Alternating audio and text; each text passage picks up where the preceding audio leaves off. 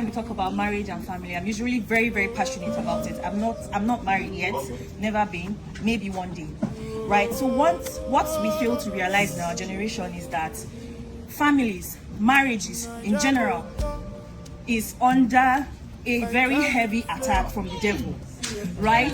We fail to realize that it's not like as if it has not been under attack before, but the attack is strong. And then social media is one of the strongest medium and instrument the devil uses to attack marriages and families, right?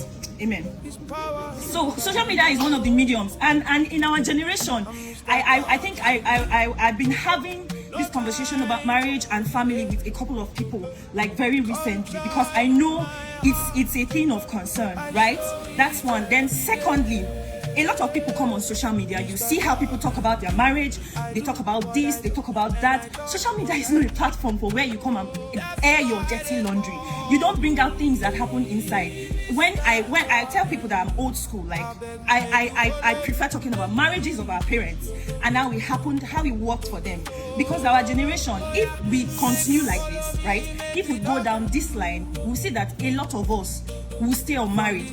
Let's go back to someone said something about the war that is going on right on social media.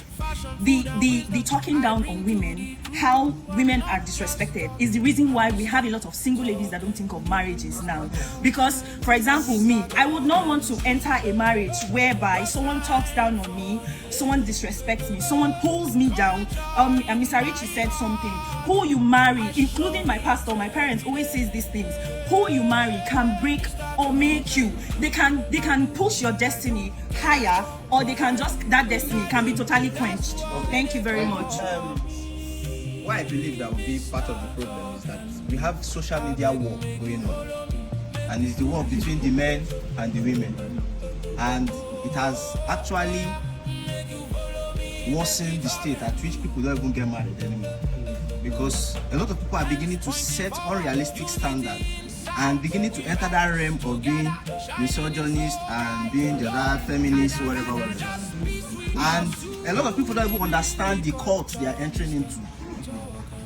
At the end of the day, you're practicing what you don't even know.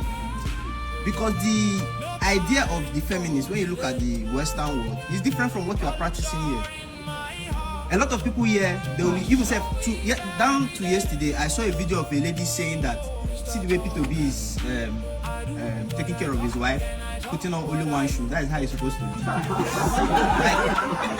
So you will see that this thing, and this person we are talking about is somebody that have thousands of followers, and people are listening to her and they learn from what she has said, and they are expecting their husband to put on one shoe.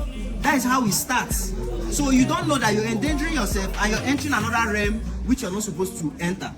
So I believe before you start judging people, or before you enter any secret association without knowing, you should dig deeper. That's one of the reasons I say this one now. That's why I don't want to wear that orange beret. It starts small. The orange beret of Showore, it starts small. Before you know, you don't know that you have entered the cult whereby you start hitting another set of group of people. So this social media war, once we reduce the social media war, this thing is going to stop. I like to be diametric about this. So I'll speak on the red pill content, and I'll speak on feminism. A lot of men who you regard as misogynists, they are not really misogynistic. They don't really hate women. A lot of them are involuntarily celibate. They do not have sexual access. If a woman, if they are given sexual access, you will see. If they are given sexual access, you will understand that these men do not really hate women. So it's not just about pure misogyny. And then I heard something, or I researched something. I discovered that I heard that the CIA funded the feminism movement, and the concept of feminism was to separate, not just to transform a woman from a homemaker to an economic unit, but to separate the black women from the black men, so they will be distracted and they will not be protected by the black men. Does that make any sense? Does that make any sense at all? It sounds like a conspiracy, but it was meant to separate the black women from the black men, so they will be so distracted. I don't know, instead of you to let go of this feminism nonsense, they're just busy debating on what doesn't really matter, and you're not seeing who our true enemies are, which are the white man, which is our true enemy, and you're being distracted by feminism and all of these things that do not make any sense. So I've given two angles from the red pill content: the ones who are involuntarily celibate, so they try to console themselves instead of trying to be competent and relevant. They try to console themselves with all this red pill content, saying that the women are this, women are this, just because they do not have sexual access. So that's just it. Thank you. Hands pointing forward, unity inside. We rise together, shining so bright. No, kada, just peace we pursue. Living the culture, Mr. Talk and Do. Mr. Talk and Do.